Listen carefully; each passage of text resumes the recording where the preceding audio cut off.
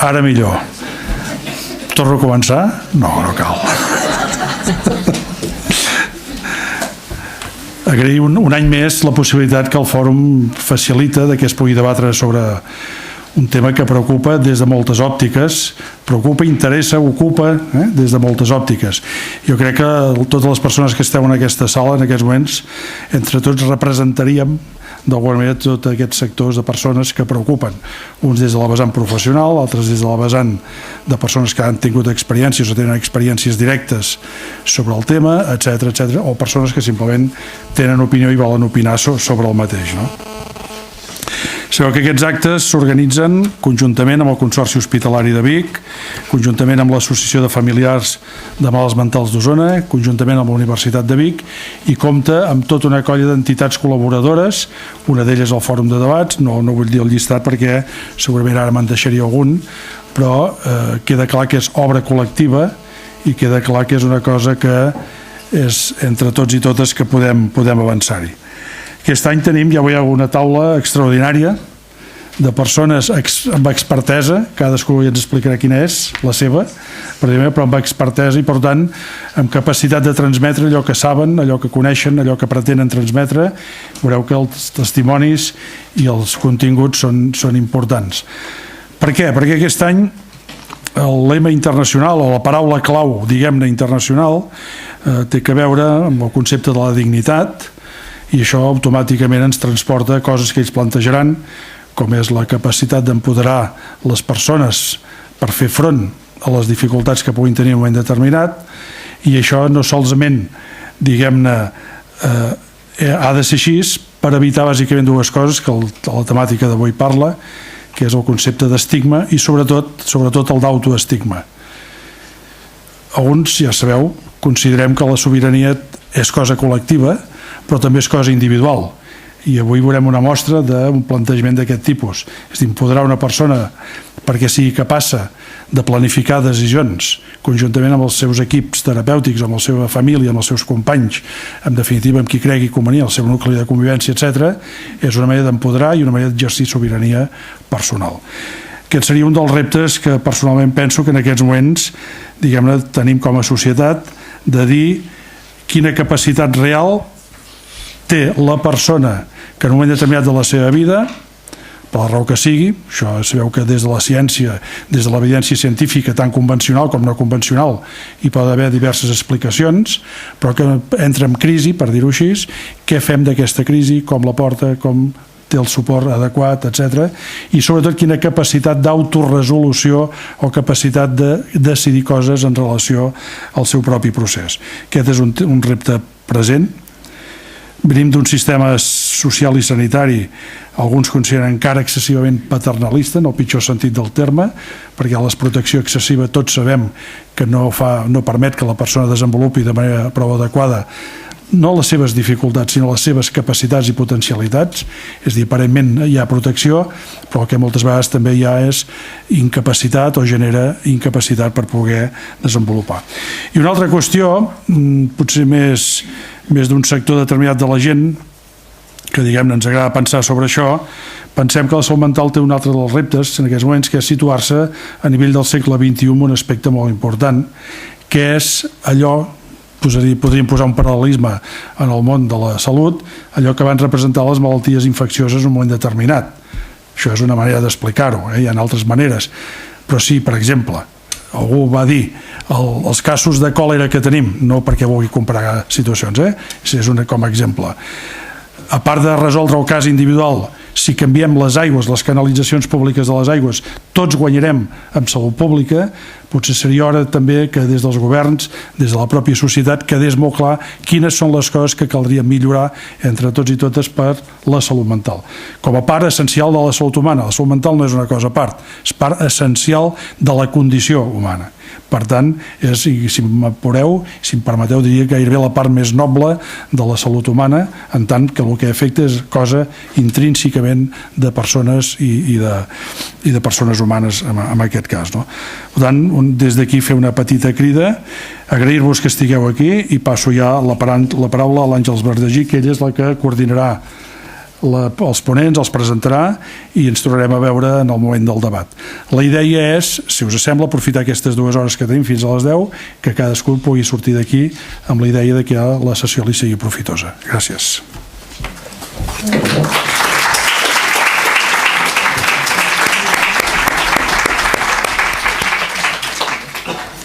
Moltes gràcies, Joan, per la introducció. I bueno, de cara que tinguem més temps perquè parlin els ponents, que són els interessants, donar-vos les gràcies a l'organització i al fòrum per haver variat l'esquema clàssic que teníeu d'aquest acte i fet aquesta apertura a parlar i convidar a la gent que pugui parlar en primera persona. I sense preàmbuls passem a presentar a la Paz Flores. La Paz, que és aquesta senyora d'aquí al mig, és psiquiatra, va estudiar a la Universitat Autònoma de Barcelona, és un especialista en la figura del malalt expert en salut mental. És psicoterapeuta familiar, treballa psicoterapeuta a l'Hospital de Dia de Psiquiatria del Centre Fòrum INAT del Parc de Salut Mental de Barcelona. És docent en postgrau en teràpia familiar a la Universitat Autònoma de Barcelona i a la Universitat d'Alcalá de Madrid. Ella és la referent de l'Estat espanyol del projecte Emilia, que és un acrònim d'un nom terrorífic, però us el dic: Empowerment and Integration of Mental Health Service Users through the Methodology of Lifelong Learning. És un projecte comunitari per a l'empoderament de la persona amb trastorn de salut mental. La Paz és una dona valenta, revolucionària, gairebé diria, sense manies, ni prejudicis, ni pèls a la llengua. No dubten dir les coses pel seu nom. Jo gairebé la titllaria de psiquiatre progre, no?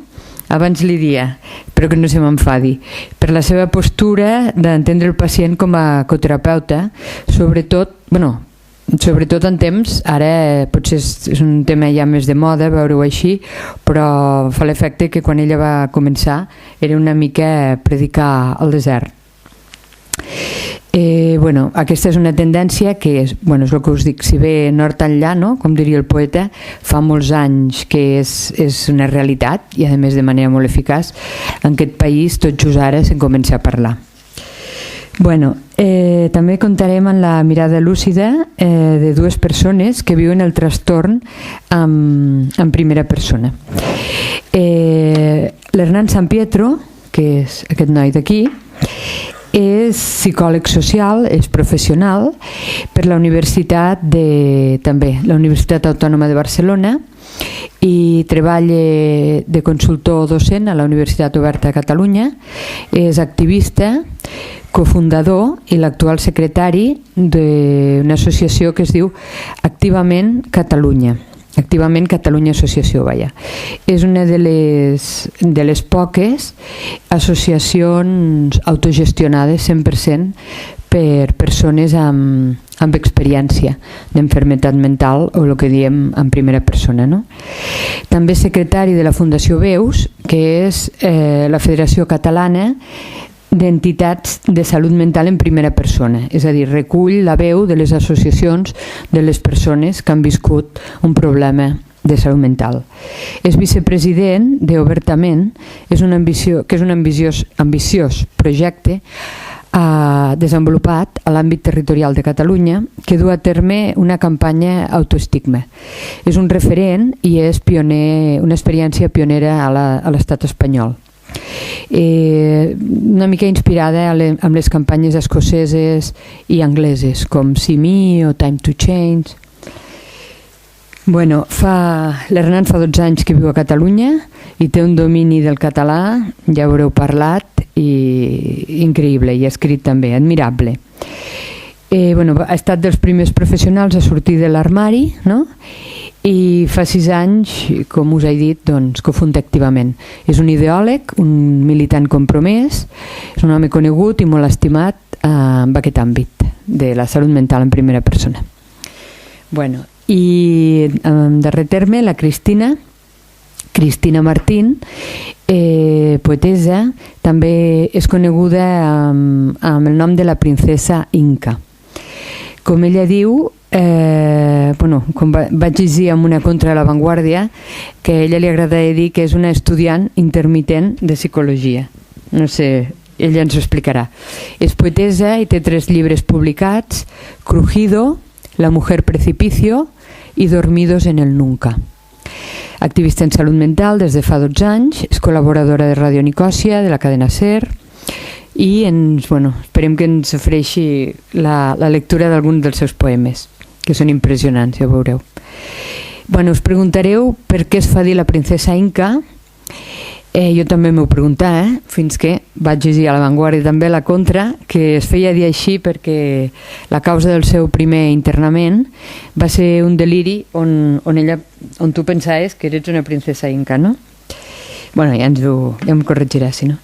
És una dona d'exquisita sensibilitat, aguda intel·ligència, molt coneguda, respectada i admirada arreu del món de la salut mental, i també és una dona de paraula ferma i es caracteritza per la seva paraula ferma, les seves acertades i profundes reflexions i per donar veu als disconformes amb moltes de les coses que s'estan fent amb psiquiatria. Ja veureu que té molt a dir. Ens explicarà el seu testimoni i el seu procés d'empoderament. Gràcies a la taula, a tots 3, perquè aquesta és una setmana que totes les persones que estan al món de la salut mental teniu molta feina, hi ha moltes taules, molts fòrums, segur que se us ha convocat i heu triat estar aquí. Moltes gràcies.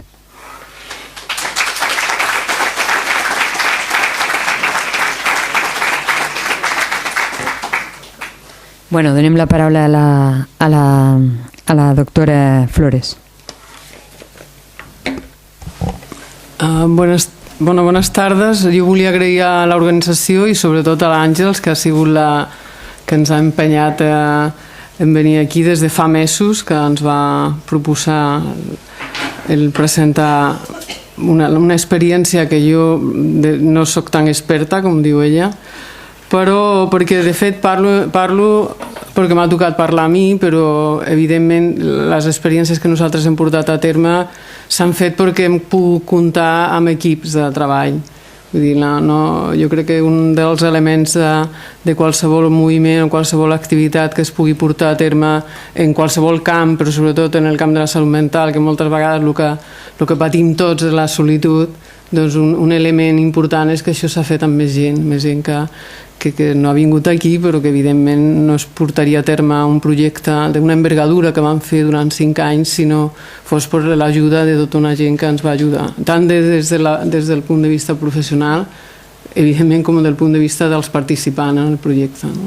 I jo volia fer constar, perquè sembla que les coses apareixen així i es fan, no? Són costoses, però afortunadament hem tingut molt suport de molta gent, tant de la institució nostra, de l'hospital, de l'empresa que es diu Parte Salut Mar, com de gent voluntària que ha vingut de la universitat, que ha vingut d'altres països fins i tot per fer aquest projecte. Quan es va plantejar la taula estigma, autoestima i empoderament, jo dic, jo de què puc parlar? I faig un resum molt petit, perquè la proposta des del projecte, quan vam començar a treballar, és que l'estigma en salut mental és una cosa que es corregeix o que un element, un factor que pot ajudar a evitar tota aquesta situació tant d'estigma com d'autoestigma és a través de la formació, o sigui, a saber més, tenir un ampli coneixement del que passa, tant el que passa a les persones que tenen en un moment donat un problema de salut mental o una situació complexa en el camp de la salut mental, com als familiars que acompanyen, que curen, que cuiden, també és el coneixement que té. I en realitat a la societat civil, vull dir que en el moment que estiguem més informats de què passa, què ens passa quan tenim una situació complexa de salut, doncs si sabem més, evidentment tindrem menys prejudicis, sabrem més de què parlar, sabem de què parlar amb el veí, si podem parlar-ho o no. Per tant, lligo, diríem, aquesta aquest tema d'estigma amb la idea d'aquest projecte que van començar a fer fa 10 anys, que ja està passat a la història, però que sí que ens va donar des del punt de vista de lo que és la clínica diària, la pràctica clínica, un altre model de treball que ens ha fet modificar també les pràctiques clíniques. Vull dir que en el moment que fa 10 anys parlaven de l'empoderament o l'empowerment o la capacitació i que tothom deia però de què parleu perquè no sabem res, i vam haver d'anar a la universitat a preguntar què era aquesta paraula tan rara perquè no sortia enlloc, i ara tothom parla d'empoderament, de que ens hem d'empoderar, i a tots els col·lectius, no només dintre del camp de la salut, no?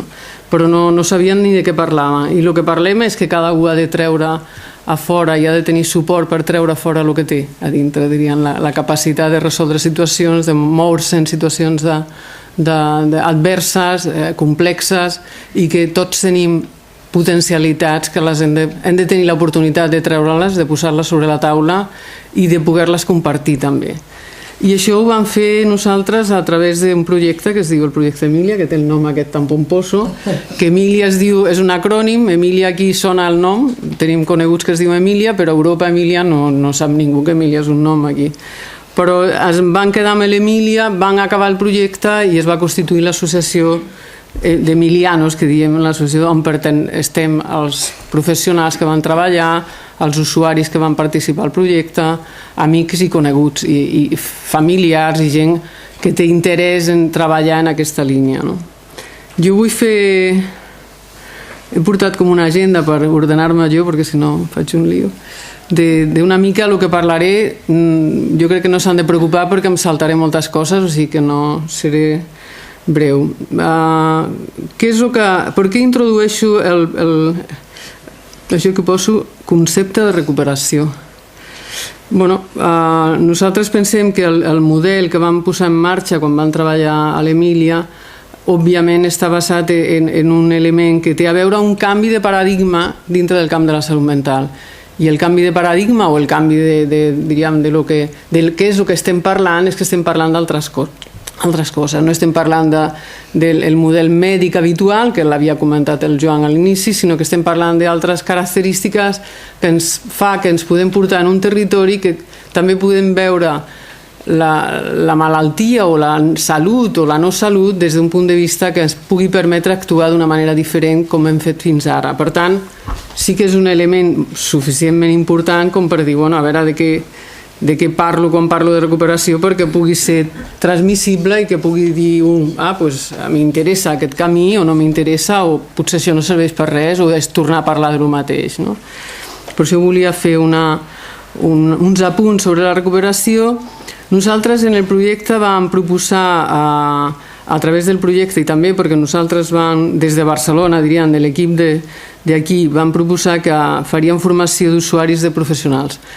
Això és una cosa que dius, això s'ha fet ara, això fa 10 anys és una cosa molt estranya, perquè a més dintre d'una institució sanitària sempre tenim la idea que la gent va a visitar-se allà, o sigui, els professionals anem a treballar i després hi ha els usuaris o familiars que van a fer visites o que estan internats, però no que van a fer una activitat d'aprenentatge, o sigui que es fa formació dintre de la institució i que un pugui tenir l'opció de ser format en diferents camps dintre de la institució.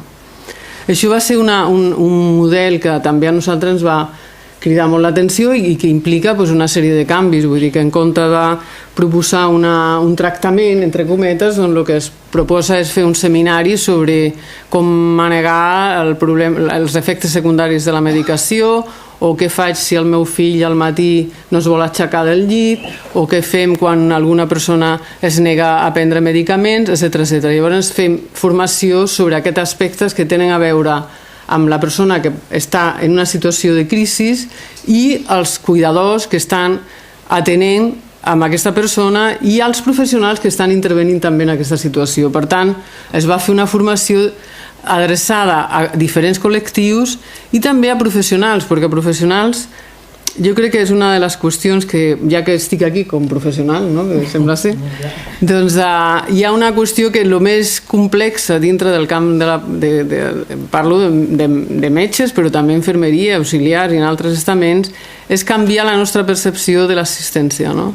Llavors que l'element que també ha comentat Joan abans, de que nosaltres ho sabem tot i nosaltres donem totes les respostes als problemes que sorgeixen, doncs que això canvia i en un moment donat s'ha de transformar. Jo parlo d'una entrevistes col·laboratives, diria, una assistència col·laborativa, o sigui que les coses es parlaran, es consensuaran i es tomaran decisions conjuntes amb la persona que diríem que és l'objecte de mira tingui la paraula, diríem, i que tingui decisions, no? I això també és un canvi de punt de vista de cara als professionals, perquè no és el que va, com que ho sabem tot, doncs no cal ni que ja ho diem el que sabem, donem les directrius i si la persona atén o no atén aquestes directrius, doncs mala sombra, vull dir que ja està, el nostre paper. En aquest canvi de paradigma implica que el poder compartir decisions, també hi ha un compartir responsabilitats, hi ha un element de també s'han de compartir els riscos, i implica una mobilització de tothom perquè el trajecte d'aquesta situació tingui un significat tant per a la persona que està en una situació de crisi com per també les persones que estan envoltant, no? I això vam fer formació. Què vam seguir en aquesta via? Doncs que vam fer la formació, que aquí poso pacient expert, sé que també sona raro, el de pacient expert, però el que fem és una formació especialitzada en el camp de la salut per persones afectades per diferents situacions de salut que puguin aprendre en relació a el que estan visquent. I aquest material experiencial és un material que és material, diríem, com un curs que es fa, i l'experiència de les persones que estan patint una situació pugui ser material d'aprenentatge per a altres persones. Clar que partíem de que la persona que té una situació, és com jo dic, el que no ha tingut mai un mal d'esquena no sap el que és un mal d'esquena, diríem, se l'estudia molt bé un i tal, però fins que no t'agafa un mal d'esquena no saps bé. El que ha tingut un problema en la seva història familiar o personal relacionat amb manca de salut o una salut distorsionada, té una experiència que té molt a ensenyar i té molt a poder donar a altres col·lectius aquest ensenyament i que puguin ser partícipes als altres d'aquest intercanvi. Llavors això en el projecte es va plantejar com una formació que van dir experto por l'experiència, que ja s'havia fet aquestes experiències en altres països i ho van rescatar i ho van fer nosaltres. I un altre paper de l'usuari expert va ser com formador d'altres usuaris, formador d'especialistes de diferents àmbits. Van tenir la sort de poder, amb molta feina, entrar a la universitat i poder que l'usuari expert estigués com formador d'estudiants de medicina, d'estudiants de màster, i que donés allà el testimoni de quina era l'experiència en relació al patiment, l'experiència en relació al tractament i com ha sigut el seu tracte, diríem, dintre del camp de la salut, no? I jo posaria les experiències que hem tingut com a últim punt. Però això és l'agenda. I ara em vull parlar ràpid, perquè no... De fet, la recuperació, el que comentava, que promou un canvi del sistema de salut mental i el model està basat, òbviament, als principis de la recuperació, i això és un esforç. És un esforç pels professionals, pels usuaris i pels familiars, també. Quina cosa no és la recuperació? Perquè diu, recuperació què és? Que ja em trobo bé i ja estic bé, no tinc els símptomes, ja no sento veus o ja no tinc angoixa. No, i sempre parlem d'un es cura quan fa front. És el que el pacient, l'usuari, la persona afectada per aquest tipus de problemes fan perquè pugui donar-li, malgrat tenir aquests símptomes o com vulguem dir-li, pugui construir un projecte de vida en un sentit. O sigui, malgrat tenir totes aquestes situacions, pugui donar-li sentit a això que li està passant i que això impliqui que pugui tenir una vida independent i poder li serveixi per a alguna cosa aquesta situació que està passant, no?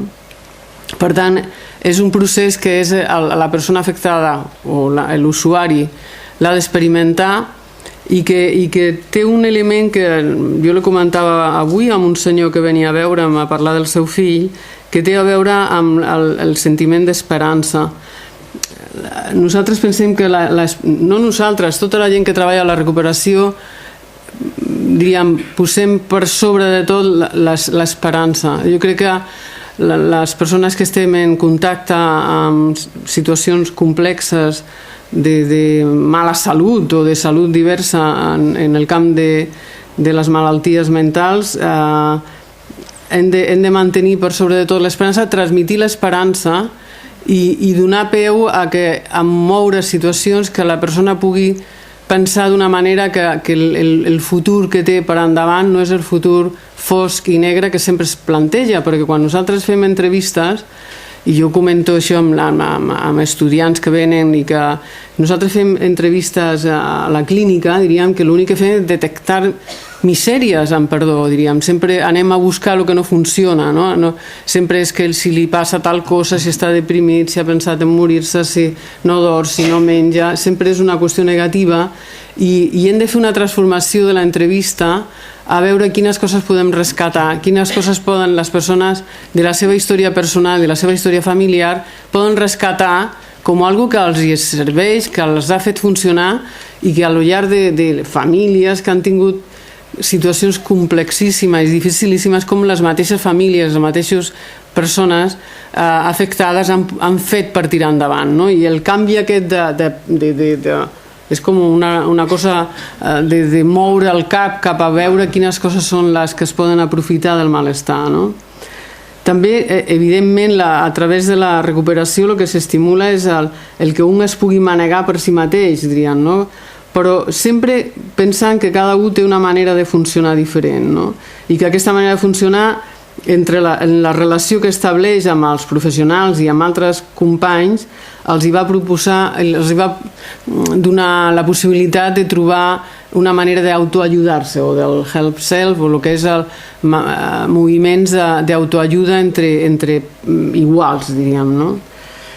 També inclús la manera de com parlem, no? De com expliquem les nostres històries, també les nostres històries personals d'experiència de malaltia, també a través de la recuperació d'una narrativa, d'explicar-la d'una manera que no siguin necessàriament tan negatives, també ens implica una modificació de la nostra experiència emocional, el que és el que pensem al llarg del que estem descrivint, no? Òbviament, totes aquestes situacions que parlo jo, perquè aquí parlava dels elements essencials que estan aquí, que els podeu mirar. Sí, però és que em sembla que no va. No, però està allà. Bueno, el que comentaven, no? Fomentar l'esperança, el definir un paper, potenciar el canvi, el que és la capacitació, l'empowerment, el que implica una aproximació holística, inclusiva, antidiscriminatòria, l'aproximació optimista, que no naïf ni simple, però sí que té un element més realista. I un tema que el comentava jo també amb aquest senyor al matí, el maneig de riscos de forma creativa, l'autoresponsabilitat i responsabilitat compartida. Aquest senyor m'explicava que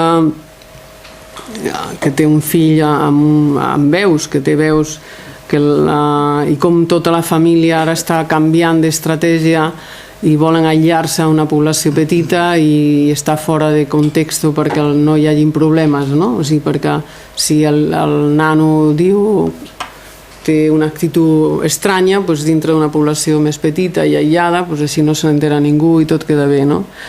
I que comentaven com l'element de que necessàriament la relació amb els iguals i la relació amb altres familiars i cuidadors és un element que té a veure amb la salut i que, per una banda, un es protegeix, o sigui, assumeix responsabilitat perquè no hi hagin riscos, però per una altra banda entra en un territori de l'aïllament i la solitud, que això no és salut, o sigui, això sí que no és salut, no?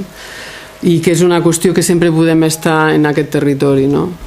Jo he posat aquesta diapositiva, que és copiada, no és meva, però com que parlem aquí de diferents models d'atenció, el que implica del canvi dels professionals per agafar el terme de la recuperació, el moviment de recuperació, implica que els professionals hem de passar des d'aquesta aproximació paternalística es parla molt de l'atenció centrada al pacient, però nosaltres passem a un nivell diferent, que és l'atenció, l'aproximació al pacient com partner, o sigui, com company, com col·laborador, com treball entre iguals. I això és un altre element que modifica radicalment també la visió del pacient, l'aproximació al pacient, com es deia, en primera persona, vull dir que és en primera persona però és en relació a un context de col·laboració on intervenen molta més gent, diríem, no? I que implica el canvi de mentalitat de professionals, no? Nosaltres vam fer curs per capacitació de professionals en recuperació, perquè clar, parlem de la recuperació i parlem de que els usuaris estiguin formats i que facin coses, però és que els professionals també ens hem de formar també en aquest model, no? I ens hem de formar perquè hem de focalitzar els punts forts del pacient, perquè hem de participar actiu. El pacient ha de ser actiu en totes les seves etapes de la seva assistència, perquè es pugui estar informat de diferents models d'intervenció i diferents models de tractament, perquè hi hagi fomentar el suport de xarxes socials i d'activisme, diríem, no? Jo quan veiem en la clínica de dir, bueno, a veure, hi ha tots aquests moviments, hi ha obertament, hi ha activament, hi ha veus, hi ha aquestes possibilitats de que connectin amb aquestes associacions, perquè han de sortir del que és estrictament sanitari perquè puguin entrar en un territori de la ciutadania, no? I evidentment el que parlàvem de l'augment de la formació, no? Això la salto perquè està en anglès, però bueno, són els factors que intervenen en el procés de recuperació. Si a algú li interessa li passo la diapositiva perquè està bé. Nosaltres vam fer tota aquesta formació a través del procés de la formació continuada, que li diuen lifelong learning, que tampoc sabíem ben bé què era fa 10 anys tot això, i que ara hi ha una universitat que es diu LLL. Però el que vol dir és que el material de treball que hem fet servir en la formació és un material que té a veure amb un material distribuït per tots els col·legues de tots els països d'Europa, però també per el que és el que aporta la persona afectada i el que aporten els familiars. I això se dissenya una formació que té a veure amb aquesta col·laboració, no? I la col·laboració entre usuaris que són experts per l'experiència i professionals formats en recuperació. Això m'ho saltaré perquè... Llavors, que aquest objectiu és el que l'hem anat comentant. Una altra cosa que també jo crec que té idea, que té a veure amb el projecte nostre, és que, i és una cosa que sembla molt simple, però és la dificultat que hi ha d'accés a la formació, inclús del sistema sanitari, o sigui, de quines són quin suport té el sistema sanitari davant d'un problema de salut. O sigui que moltes vegades nosaltres tenim la idea que se sap i això no se sap, vull dir, no se sap quines alternatives tenim de tractaments, quins centres de salut tenim al nostre abast, quins grups treballen en rehabilitació dintre d'un camp determinat, com queda, que són informacions que són òbvies però que la veritat és que després no es fa, no es dona. O sigui, l'altre era el que parlava de les xarxes socials.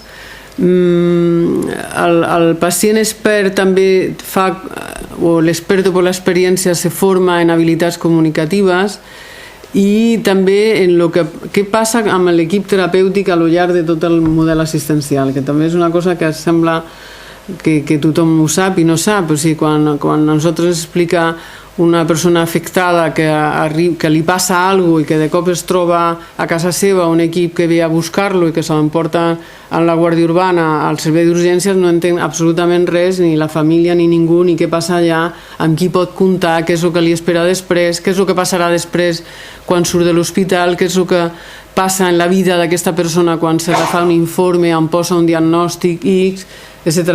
O sigui, no hi ha una informació real de que se sembla que tothom té molta pressa perquè s'han de solventar qüestions molt urgents, però ens quedem amb una sensació de que no tenim informació sobre el que passa, no? I per una altra banda hi ha molts protocols, ja tot està molt escrit, però hi ha aquesta dificultat per intercanviar aquest tipus d'informació, no? Vam fer aquest programa de formació com pacient expert i la nostra idea quan vam començar, que jo crec que amb això acabaré, perquè la idea que nosaltres quan vam començar el projecte és que les organitzacions sanitàries s'havien de transformar en organitzacions d'aprenentatge, o sigui que l'organització sanitària no només havia de donar assistència, sinó que també havia de donar formació. La nostra idea era que a més els usuaris formats com a experts poguessin entrar dintre del món laboral, en la institució sanitària, o sigui que aquests usuaris experts per l'experiència poguessin entrar com col·laboradors, com partners, com autoajuda de grups de pacients que estaven dintre de l'hospital.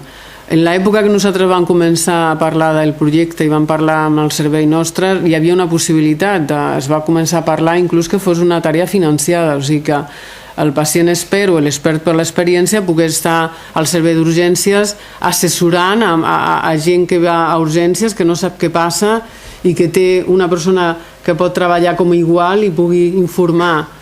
Van formar familiars també perquè poguessin treballar en aquest sentit com suport dintre d'hospitalització, un tema que és el tema tabú, que és la contenció mecànica, què passa en situacions d'agressions, què passa en situacions de descontrol i com podien intervenir els usuaris formats dintre d'aquest context com a ajuda i en segons quin cas que pogués estar financiat. Això va ser fa 10 anys, van començar a parlar, va venir la crisi dels serveis i això no es va tornar a parlar.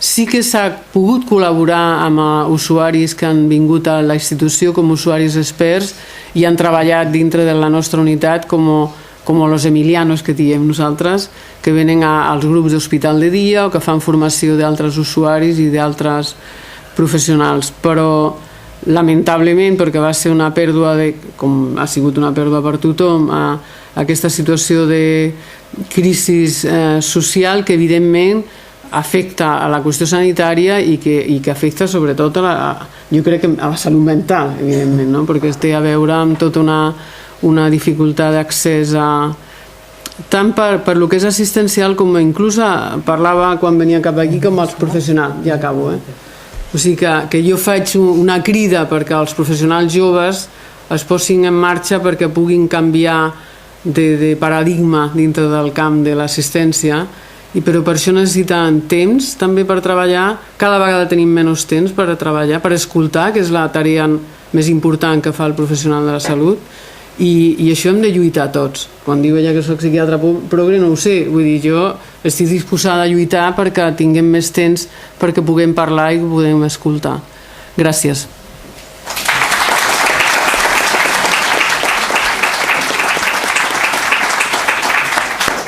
Gràcies, Paz. Em consta que sí que aquí hi ha bastants professionals i tant de bo agafin el teu relleu.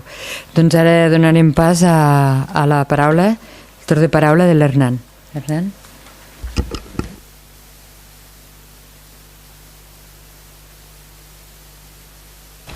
Bueno, per començar us demano disculpes perquè estic molt constipat i quan parli respiraré una mica estrany. Estem molt agraïts al Fòrum de Debats i a Àngel especialment per preparar aquesta taula que, segons ens expliquen, és la primera vegada que es fa a Vic, no? De donar-nos les paraules a les pròpies persones diagnosticades d'un trastorn de salut mental.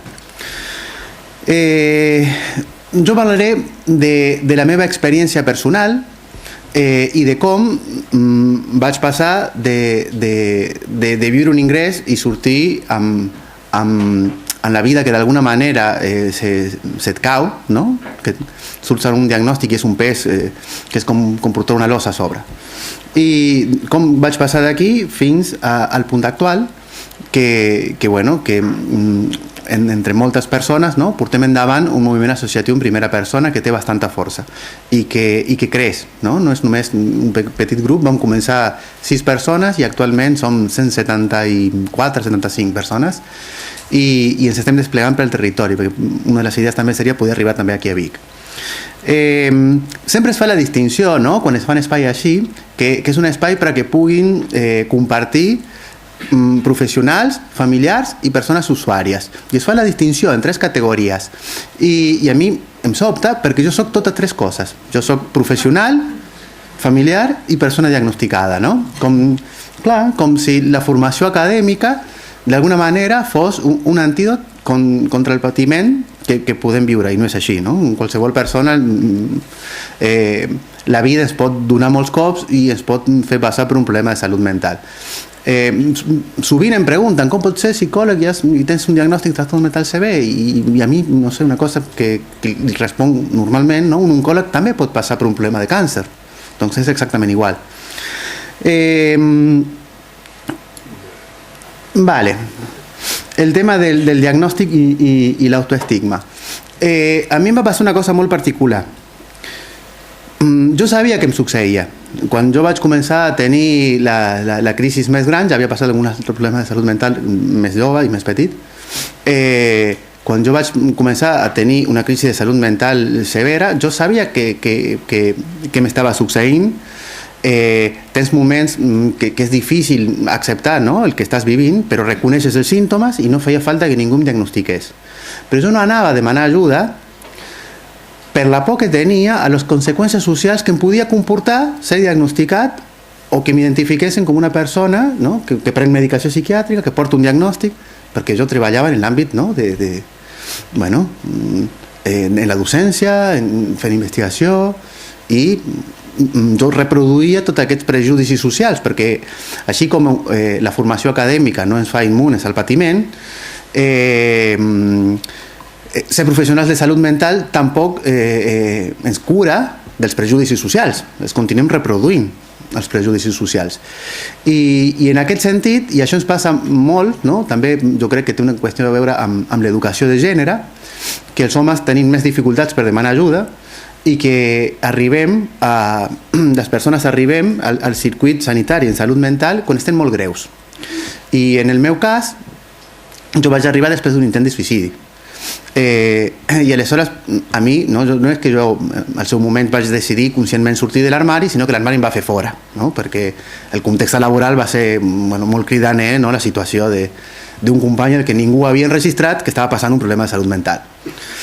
I en aquest sentit, els prejudicis, l'estigma, no només estan malament en un sentit moral, no?, que és lleig discriminar, sinó que en salut mental els prejudicis són un problema sanitari, perquè agreugen el patiment i els processos de les persones que fan que arribem quan estem molt més greus, perquè dificulten molt la recuperació, pesen més que els propis símptomes al llarg del procés, pesen més tant a nivell social per les retallades d'oportunitats que les persones vivim. Fa molt poquet va sortir a la premsa, diria que fa 10 dies enrere, que les persones amb un diagnòstic de trastorn mental sever, el 85% de les que no estan incapacitades laboralment es troben a l'atur. I la xifra és alarmant. O sigui, recuperar-se i portar endavant una vida quan és tan difícil, fins i tot una cosa tan simple com inserir-se laboralment, i passa el mateix en altres àmbits. En l'àmbit de les relacions també passa exactament igual. I després també, per el tema de l'autoestigma, és que hi ha moltíssima gent que s'autolimita, no? A persones que li han dit, quan han tingut una crisi d'adolescència, que no podrien estudiar mai més i no ho intenten. I hi ha moltes altres persones que s'ho han dit, que ho han intentat i que els va fantàstic. Nosaltres tenim un company que és doctor en psicologia i és docent universitari i que li van dir al seu moment que ell no podria estudiar mai perquè la situació d'estrès i de més, per sort no s'ho va creure, però és que hi ha molta gent que sí que s'ho creu.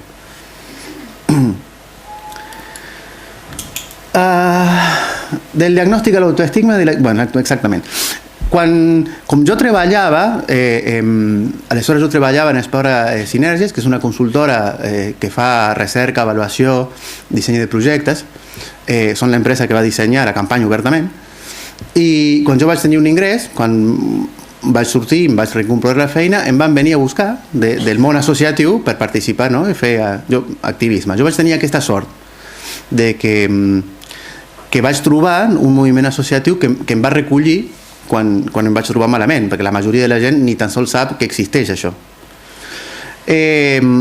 I té un valor molt gran no? La possibilitat de poder fer activisme en salut mental, perquè normalment quan som diagnosticats passes de cop i volta a ser una persona mancada, no? Perquè tot el que has viscut és un patiment sense sentit.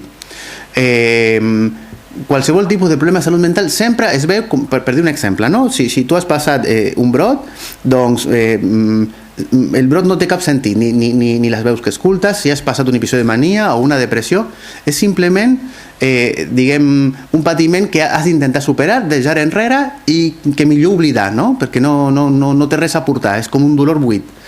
I no és així, com explicava ara, no? És un bagatge d'experiència que tu també portes amb tu per el teu propi procés i també pels demés, no? El que tu has après per experiència també té una validesa. I per tant també pots...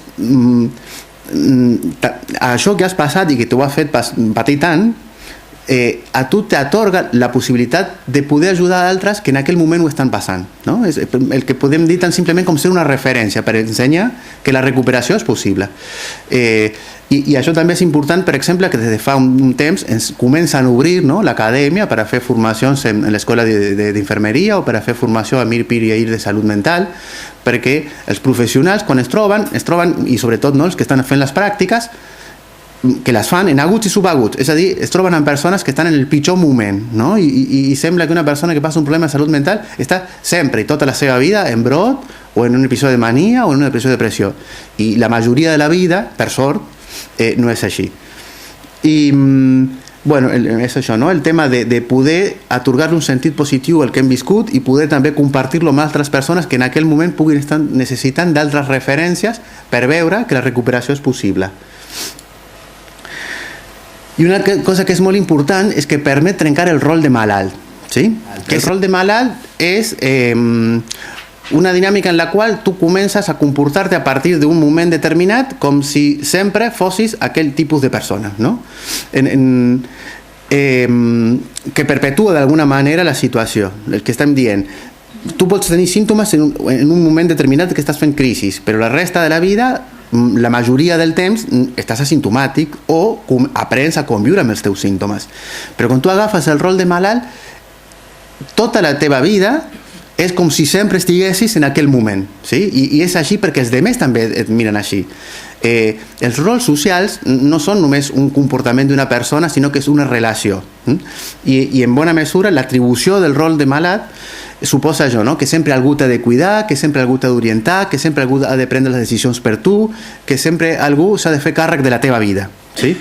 D'alguna manera també són les millors condicions per a no sortir-se'n mai, per a cronificar el procés.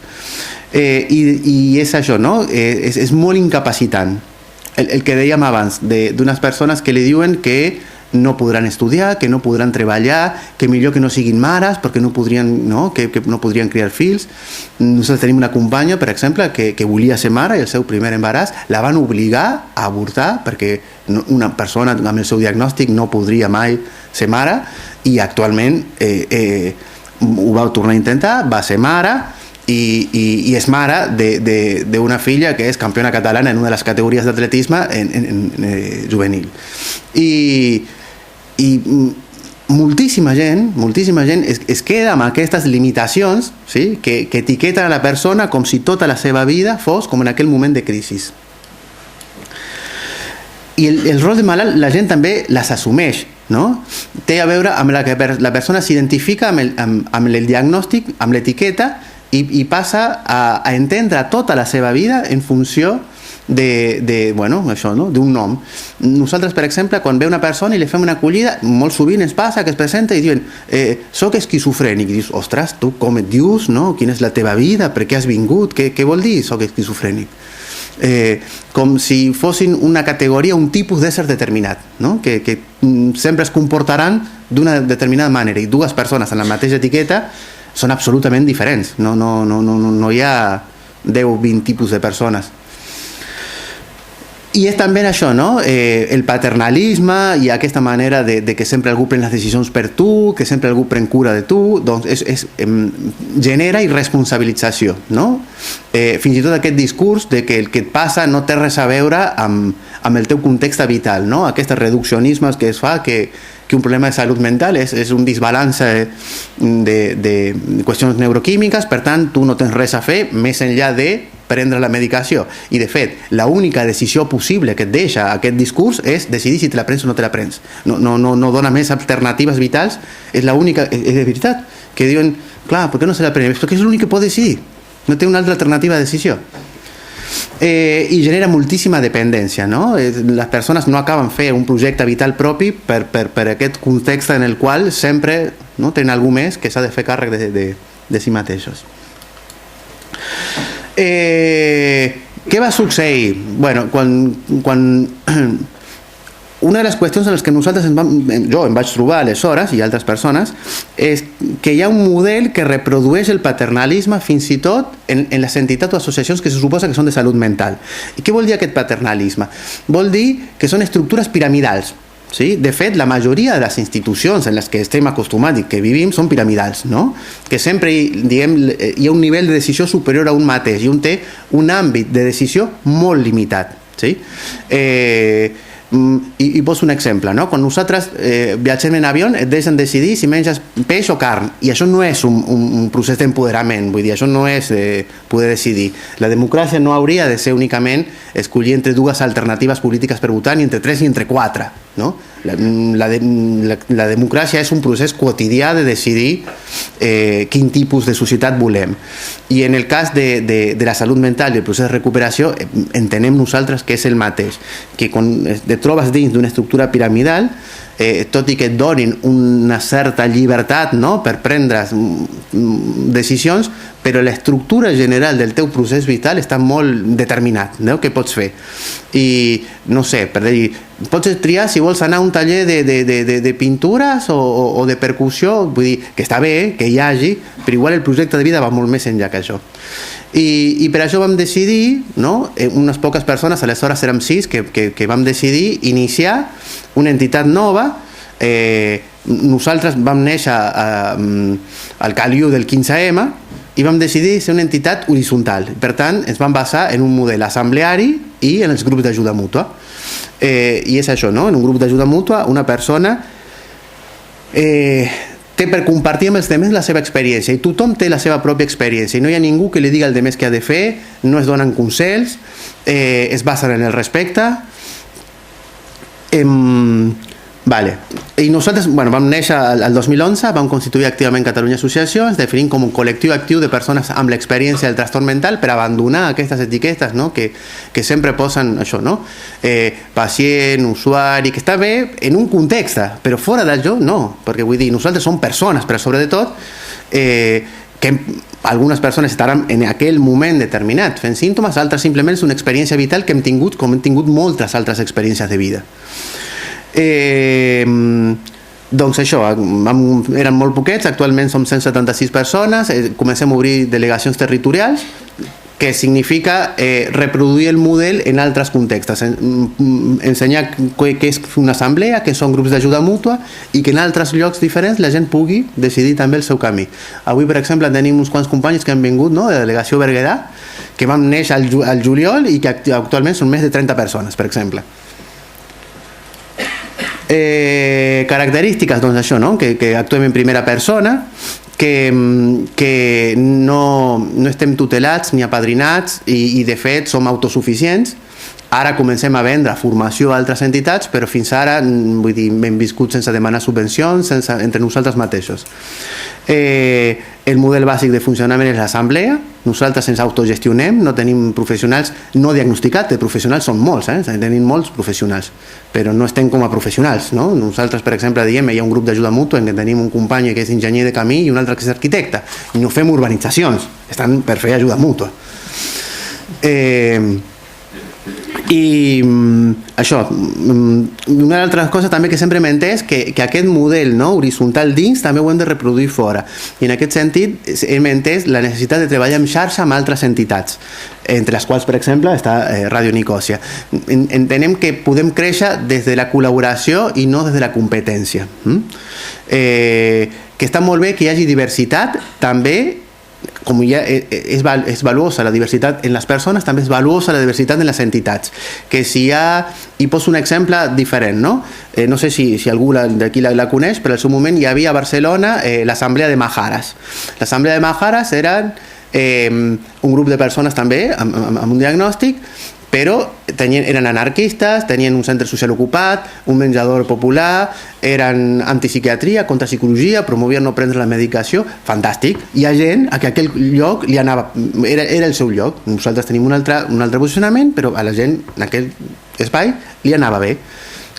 Això es va dissoldre fa uns anys enrere i actualment són la xarxa de grups, la xarxa de suport de persones psiquiatritzades, es diuen actualment. Bueno, està perfecte que hi hagi, no?, perquè cadascú pugui trobar un espai en el qual se senti bé.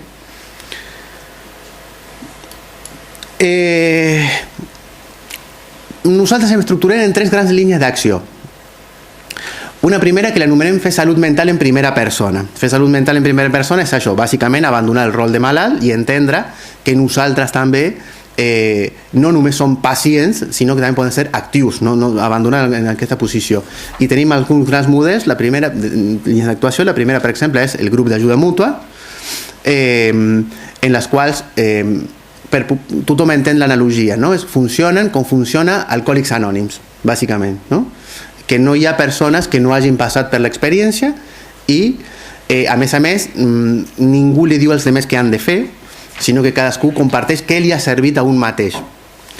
I una altra cosa que tenim des de fa un temps cap aquí, que funciona molt bé, que és l'equip d'acompanyament. Què vol dir això, l'equip d'acompanyament? L'equip d'acompanyament és per a les persones que igual no tenim la família com a nucli de protecció, no? I moltes persones, de fet, la família és font del conflicte de salut mental o no en té de família o el que sigui. I va néixer al principi simplement com quan teníem un company o companya ingressada, doncs algú dels altres els anava a visitar. Però actualment, com que són molta gent, he fet una gran xarxa i es fan com alertes quan hi ha una persona que ho està passant malament sense necessitat de que tingui un ingrés, no? O que fa poc que ha sortit, o que està en crisi, però no necessàriament està per ingressar, i la gent va rotant per fer-se companyia i per fer un seguiment i per saber perquè ningú es quedi tot sol o tot sola. Una altra línia d'actuació té a veure amb l'empoderament, no? L'empoderament, aquí és això, no? La gent que no vingui com a usuària d'un servei, sinó que vingui com una persona més que participa de la gestió. Nosaltres convidem a tota la gent que ve a implicar-se d'alguna manera en el funcionament de la pròpia entitat. De les 176 persones que som, a dia d'avui tenim 45 compromeses en portar endavant alguna activitat. Per exemple, hi ha 10 persones moderadores de grups d'ajuda mútua, per posar un exemple, no? I aquestes persones no només participen, sinó que ajuden a les persones que són més noves a entendre la dinàmica d'un grup d'ajuda mútua, no? Que sàpiguen com ha de funcionar perquè el grup funcioni. Fem formacions nosaltres també en primera persona, i no només promovem que les persones participen dins, sinó també que col·laborem amb altres entitats que necessiten persones voluntàries, i hem començat a fer una xarxa d'entitats que no discriminen per motius de salut mental, perquè moltes entitats, quan tens un problema de salut mental, no et volen treballar ni de gratis, no? ni que siguis voluntari, discriminen molt per això. I hem intentat començar a obrir tota una xarxa d'entitats que no fa falta que un porti l'etiqueta, però saben que un ve de part d'activament, no? Després també que són com transversal, no? Però també tenim activitats que tenen a veure amb recuperar el lleure compartit, no? Que és el que explicaven abans, que quan un passa un problema de salut mental, o bé un s'aïlla o bé la resta es rebutja i es comencen a perdre vincles, i nosaltres entenem que això és bàsic. I tenim diferents projectes, alguns tan elementals com un que es diu el punt de trobada, que és fer un berenar, però tenim altres també que promouen això. Per exemple, Activament en xarxa promou que qualsevol persona de l'entitat pugui promoure una activitat i convidar la resta i s'organitzen trobades, sortides. Poso un exemple concret. Normalment les entitats que treballen organitzen activitats perquè la gent vagi a l'entitat o a algun lloc, no? Però sempre és un altre que te l'organitza, sí? Però, per exemple, tu pots tenir ganes el cap de setmana d'anar a un concert o d'anar al cinema i no vols anar tot sol. Doncs nosaltres tenim canals de comunicació horitzontal perquè la gent avisi i la gent s'autoorganitzi, es fan sortides, no fa falta que ningú t'organitzi la vida. No sé com vaig de temps, igual vaig una mica més. 2 o 3 minuts, vale. o 4 o 5. Vale. Doncs, i una tercera via que té a veure amb la lluita contra l'estigma i l'autoestigma, no? Tenim un equip de sensibilització que és això, que anem a fer xerrades a instituts, a l'escola d'infermeria, a MIR, PIR de salut mental, i és això, xerrades en primera persona perquè vegin, primer perquè la gent, en el cas depèn, no?, a les edats també, no?, el tipus de discurs o també la crida que ens fan.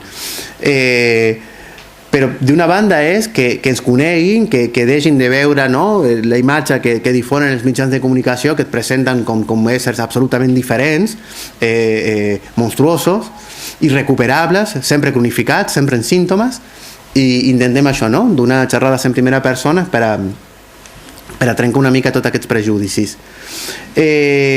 No explicaré tots els projectes, però una altra cosa també que m'agradaria explicar és que moltes de les activitats no les fem en un lloc determinat i concret perquè no volem funcionar tipus gueto. Per exemple, els cinefòrums o el taller de teatre emocional o ara que comença un taller de cuina saludable, la majoria de les activitats intentem fer-les en centres cívics i en diferents llocs de la ciutat. I algunes places són per nosaltres i les altres són per al centre cívic. De manera que fem activitats perquè la gent vol anar a aprendre a cuinar saludable i no perquè vol anar a un lloc perquè té un problema de salut mental, no? Organitzem les activitats com a projectes de contacte social, també per a relacionar-nos amb el barri, perquè la gent faci vida com la que faria qualsevol altra persona, no sempre relacionant-se amb altres persones perquè porten un diagnòstic. I em sembla que... Vale, perfecte, no m'he passat molt. Doncs... I per què fer tot això, no? Perquè per mi té molt a veure amb el meu procés vital, no? Té molt a veure amb el meu procés vital de portar molts anys intentant lidiar sense que ningú se n'adonés que jo em trobava malament, empitjorant, acabant això, no? Amb un ingrés, sortint i trobant-te fora un altre cop amb aquesta reproducció de que sempre hi ha algú per a sobre teu que t'organitza la vida, que decideix quines són les teves opcions, que t'ha d'orientar, que sap més que tu de tu mateix.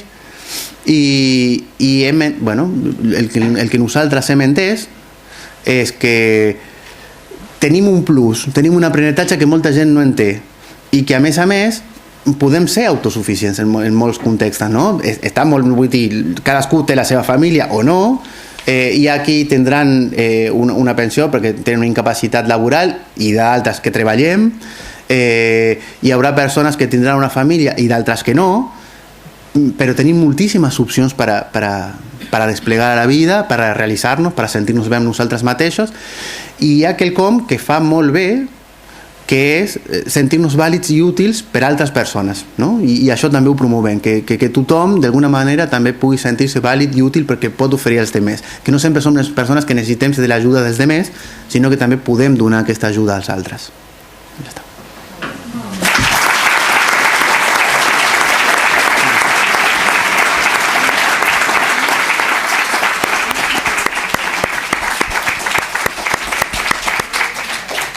Bueno, com veieu, l'Hernan té una intel·ligència i una lucidesa fora de mida que segurament permet que aquest testimoni... És la meva amiga, no?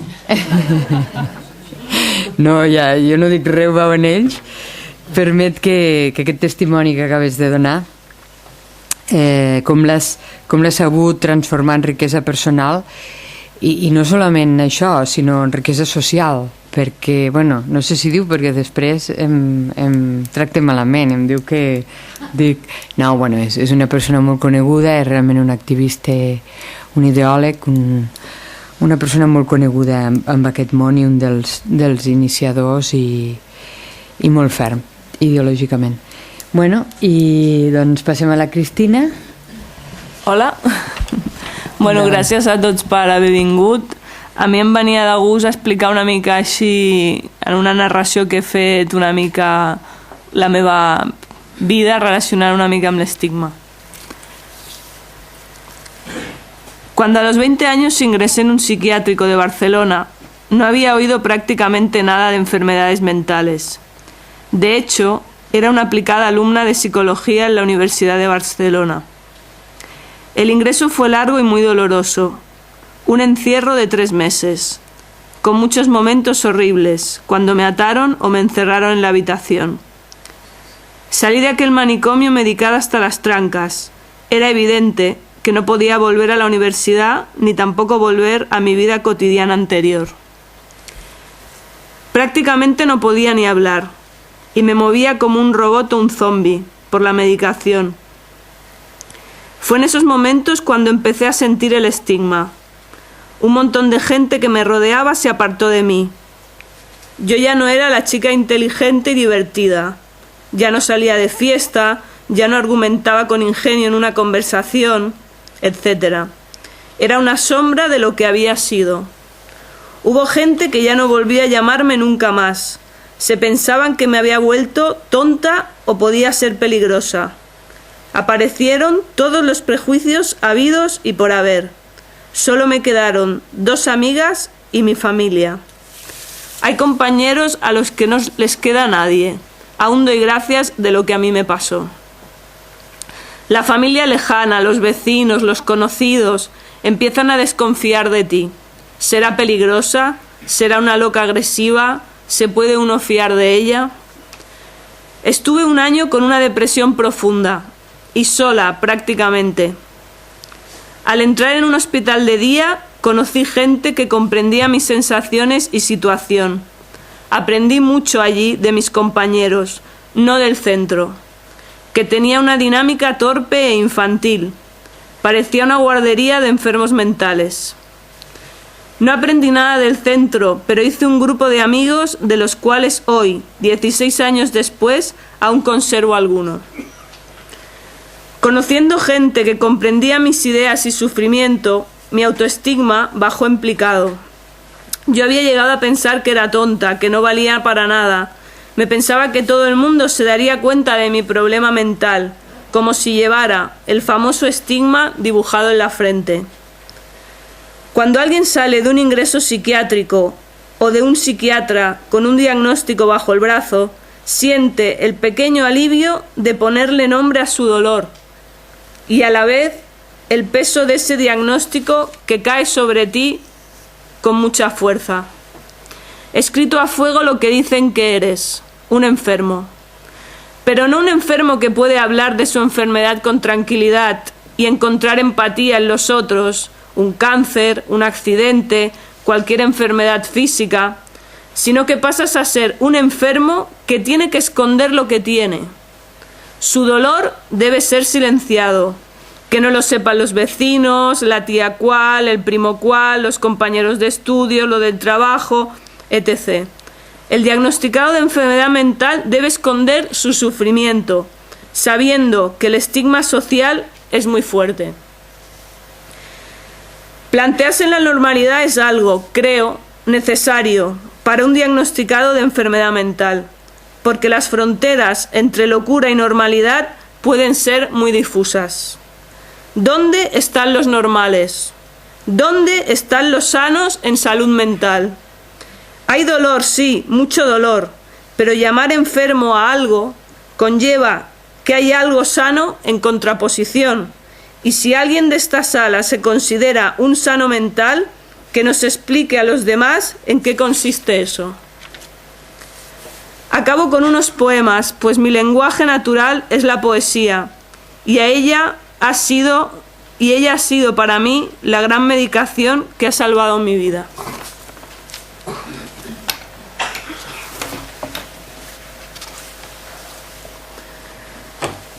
algunos psiquiatras y predicadores.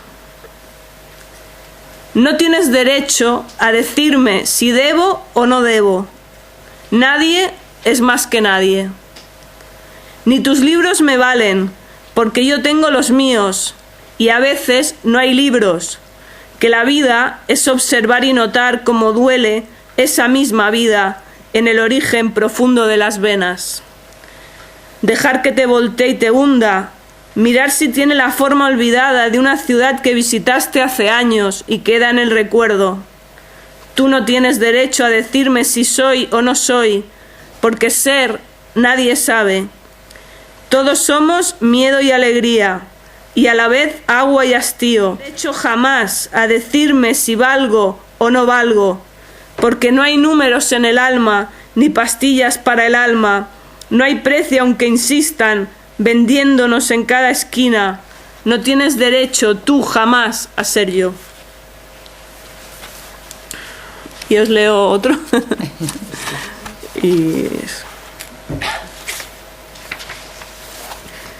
Volverás del oscuro. Volverás de una soledad desalmada con los ojos muertos, habitada de calambres que ahuecan tu noche, modificada hasta la práctica inexistencia, lindando con la nada.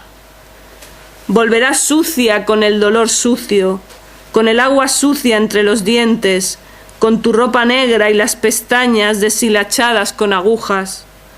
Volverás de un pozo que solo lleva tu forma, un agujero hondísimo previsto para ti. Volverás aturdida, renegrida, sin lágrimas, volverás del oscuro. Volverás de un arañazo continuo en las entrañas y en los sueños, y tu memoria quedará salvada para recordar la mutación de mujer a bicho, de bicho a paloma, de paloma gris a raíl, de raíl a grito, de grito a yunque. Tendrás pánico, pero volverás, volverás de ese territorio de batalla, lejano y estático, de esa locura terrible y que los otros, extrañamente, no pueden ver. No huyas más de ti misma, sigue, no caigas. Volverás, no sé cuándo, no sabes cuándo, pero óyeme, volverás. Gracias.